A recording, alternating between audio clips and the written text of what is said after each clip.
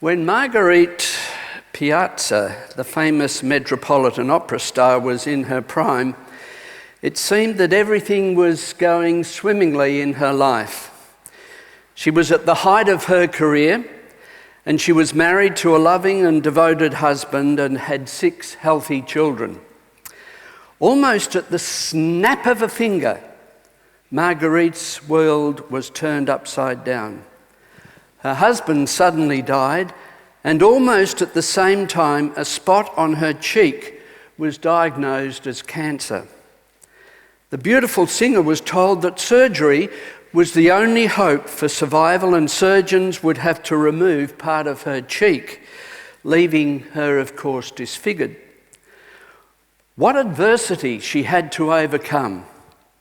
Losing a husband, being responsible for her 6 children, and then receiving the devastating news about her cancer. And that night, she had to perform to a sellout crowd. She recalls, "What do you do at a time like that?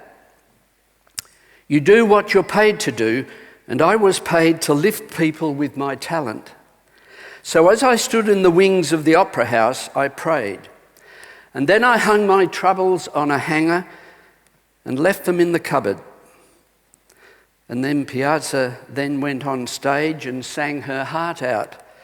That night, she brought the audience to their feet with a stunning performance. In 1883, a creative engineer by the name of John Roebling had an idea of building a bridge tying Manhattan Island to Brooklyn. However, bridge-building engineers from around the world said that it couldn't be done. And Roebling convinced his son Washington, who was a young and upcoming engineer, believed that the bridge could be built. The two of them developed the concepts and the designs of how it could be accomplished and how all the obstacles could be overcome. The project was only a few months old when a tragic accident on the site took the life of John Roebling and severely injured his son, Washington. Washington was left with permanent brain damage and was unable to walk or talk. Everyone believed that that was the end of the job. It would be scrapped and the bridge would not be built. But even though Washington could not talk, his mind was still sharp, and he had a passion for finishing the bridge. And as he lay in hospital, he developed a code for communicating his ideas by tapping. All he could move was one finger. And for 13 years, Washington tapped out his instructions with his finger until the spectacular Brooklyn Bridge was finally completed. Not dropping your bundle. The etymology of dropping your bundle, particularly in the Australian context, is to experience heightened anxiety or begin to feel hopeless. We might say, don't drop your bundle, you'll find a solution to that problem. Another use is, if someone drops their bundle, they lose all hope or control of their emotions. Again, we might say, if I had dropped my bundle, it would have hurt a lot of people who are close to me. Of course, you can go to Telstra today and they'll sell you a bundle. TV, mobile, Foxtel, all tied up in one bundle or bill. And sometimes we might say, gee, I made a bundle when I sold my Ferrari. Also, in the Australian context, this expression of dropping your bundle comes from an obsolete sense of a bundle meaning a swag, or a traveller's or miner's bundle of personal belongings. We may drop our bundle, of course, in the face of hardship and suffering. It is when our emotions become totally overwhelmed by the circumstances we find ourselves in. Adversity or hardship or suffering, of course, is the grindstone of life, as St. Paul reminds us in the description of his hardships in 2 Corinthians. Adversity can either polish you up or it can grind you down. Think on these people. Beethoven conceivably composed his greatest works after becoming deaf. Walter Raleigh wrote his history of the world during 13 years of imprisonment in the Tower of London. If Columbus had turned back, no one, of course, would have remembered him. And Martin Luther translated the Bible from Greek into German while confined to Wartburg Castle. And Nelson Mandela, during 27 years of imprisonment, kept alive the flames of freedom to abolish the apartheid regime in South Africa. I've always found the Buddhist understanding of suffering helpful.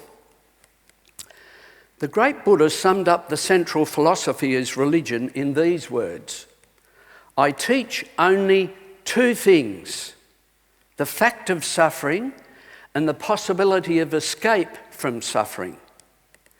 According to Buddhism philosophy, then, suffering arises from attachment to our desires. These desires can vary from material objects, sensual pleasures, or even our relationships. And the reason desiring causes suffering is because attachments are transient and loss is inevitable. Buddhism teaches that the only constant in the universe is change. And by desiring, we are trying to control and make something permanent, which is impossible. Suffering, therefore, will follow because you are going against the forces of the universe, which is what causes anxiety, depression, and negative emotions for us. The teaching of the truth of suffering is called dukkha. This is the first of the Four Noble Truths of Buddhism. The first one is life is suffering or dis-ease. The cause of suffering is desire, secondly. Thirdly, the cure for suffering is to overcome desire, which is nirvana. And fourthly, the way to overcome desire is by following the Eightfold Path to enlightenment. So the end of suffering in Buddhist thought is when the mind experiences freedom from attachment. It's letting go of the cravings and the desire that we have. And this state of enlightenment, of course, is called nirvana, which means freedom from all worries, anxieties, and troubles. To overcome suffering in Buddhist tradition, it is almost impossible, of course, in the West, I would suggest. However, Buddhists say that there is a way, and there are 8 attitudes or paths you must follow to find freedom from desire and freedom from suffering. And they are right knowledge, right aspiration, right speech, right behaviour, right livelihood, right effort, right mindfulness, and right meditation. When the Dalai Lama was asked about the disparity between the Buddhist tradition with its emphasis on overcoming suffering and the Christian tradition, which seems to be preoccupied with pain, he replied that suffering isn't overcome by leaving pain behind, but by bearing it for others. Christians, of course, with Jesus as our example, would concur totally with that sentiment. When we talk about dropping our bundle, the extreme end of that is, of course, having a breakdown. In most cases, it has been a long time brewing, although we know that for some people, some disasters can overwhelm even the most strongest person. In their book, Sue Hoskin and Michael Epstein talk about 3 aspects of a breakdown.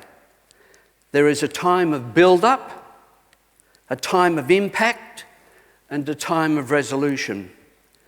The build-up involves mounting strains and stresses for weeks, months, sometimes years.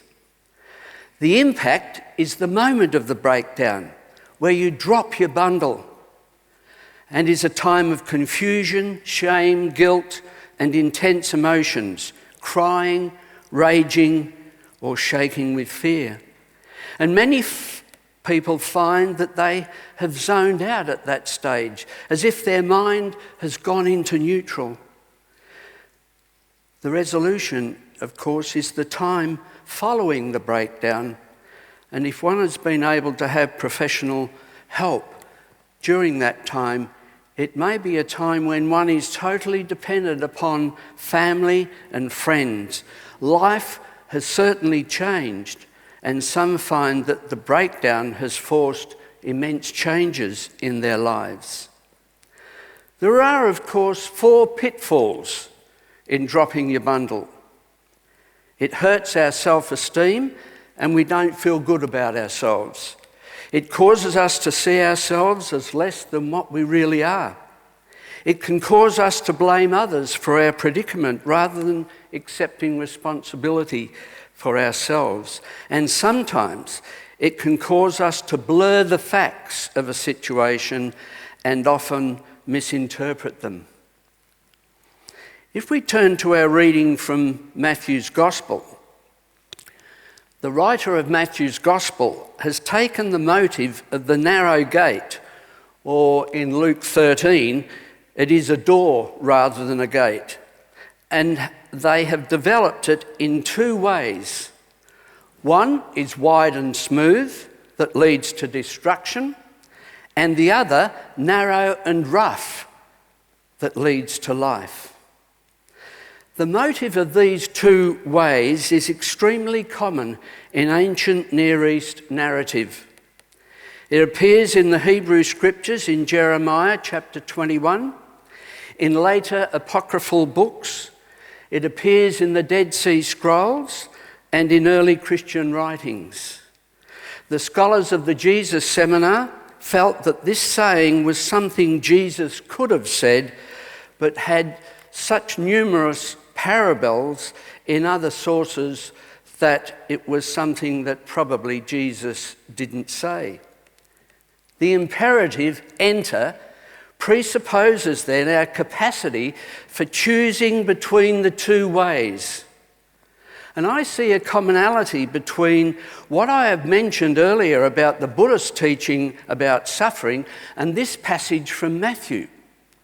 The narrowness of the gate that leads to life does not allow us to carry with us our attachments and our possessions. All of our securities, all of the things that we want to be permanent in our lives, all have to be left behind if we're to get through the narrow gate. The gate is so narrow that only one person can pass through at a time.